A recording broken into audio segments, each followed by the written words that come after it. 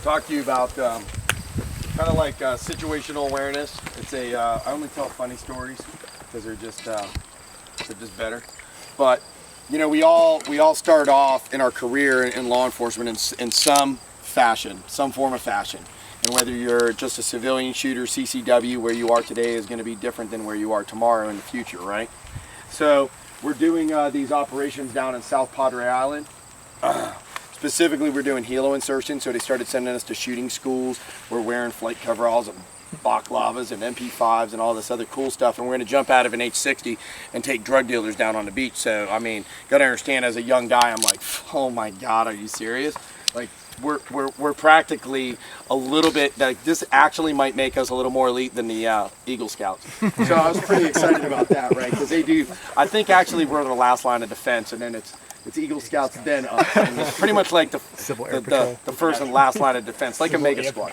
So what ends up happening is we're doing these operations while we were doing 2 days in the helo. And then we were also doing 1 day with Border Patrol, and there was Border Patrol there. It was a big organization. Customs was there. We had National Guard running thermal on the beaches, a lot of different things going on. So my partner was a little bit older than me, a lot older actually, but not like old now that I'm getting into 40. So he was mid-50s, right? Really experienced, salted earth, good dude.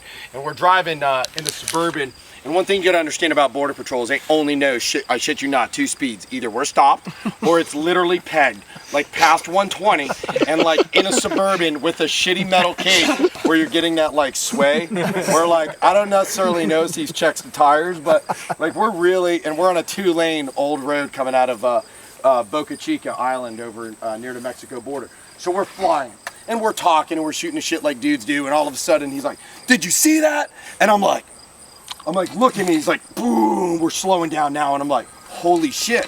Like, I mean, I was facing pretty much in this direction because I'm talking to him. I'm like, what did he see? He must have saw something like a guy's like, right?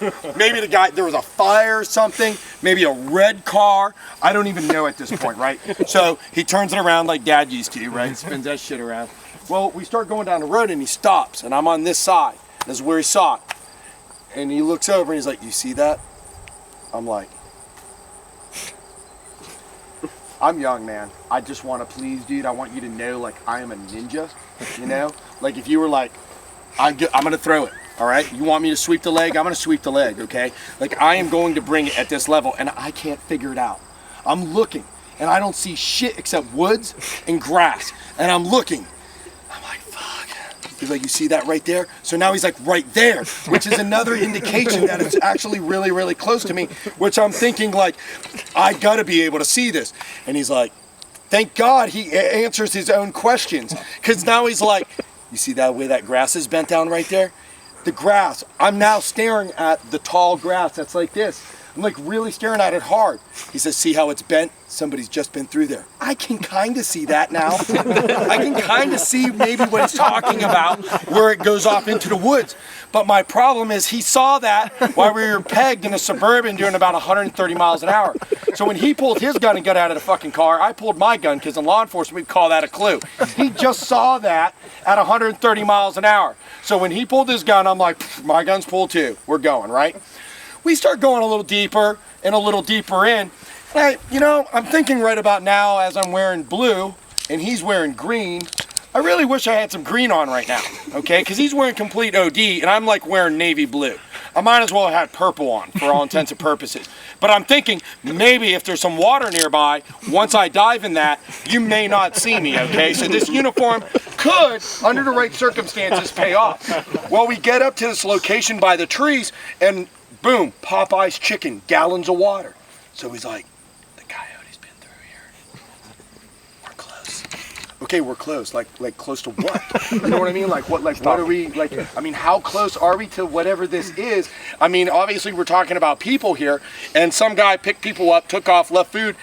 Where are the people? Okay, this would be a good question right now, right?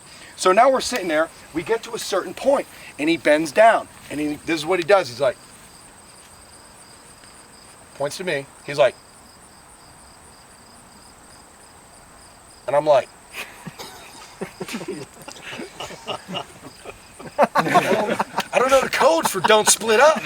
Like all I know is can watch Saw, the movie Saw, pretty much any other movie, Predators, Alien versus Predators, what happens when those dudes split up? Meanwhile, you're like...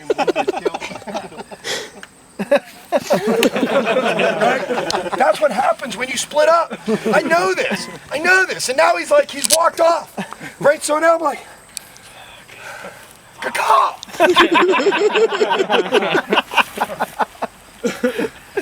Cricket. Caw-caw! As if I've used something on my belt. Like, I don't even know. I'm just like, I don't know whether to do a reload right now or not. So I'm like moving. It's like, again, silent. He stands up to where the tent is. Right over where the tent is. I see him stand up. I'm like, first thing is, fucking thank God he's alive. Because during the whole time period, I'm thinking, whatever is taking him out, he didn't even have a chance to scream. Realize this, all right? That's when the ante's even worse. Like, normally you'd have a scream and you'd be like, oh, right, running out of the scenario. But now I'm like, I haven't heard from him. So something got him, and he didn't even let out a gasp of air. Because I would have, let me explain something. I would have heard it. I would have heard the gasp of air, and I would have known, holy shit, I'm leaving right now. He just got killed, right? So he stands up, and then all of a sudden he's like, Manos arriba. All these people stand up in between us. Just like, right to where he is, right there where the green shirt is. These people just start standing up. I'm like, hoping they didn't just see what was going on. Trying to pull off, hoping that nobody was like, rookie. Hey, what's this guy? What's this gringo's problem over here, man? You see him do those rolls? He's pretty good at it. All right? So the point being is that sometimes people don't say anything. Things happen. People see different things that are out there. We talked about that OODA loop thing earlier and talking about reversing the O's. Point being is that, observation is really important, orientation is important, decide and act, all that other good stuff. But sometimes just good old-fashioned, having a partner who's been around, educated, good FTO, bringing you in to the fold, is really, really important. So I thought I'd share that one with you.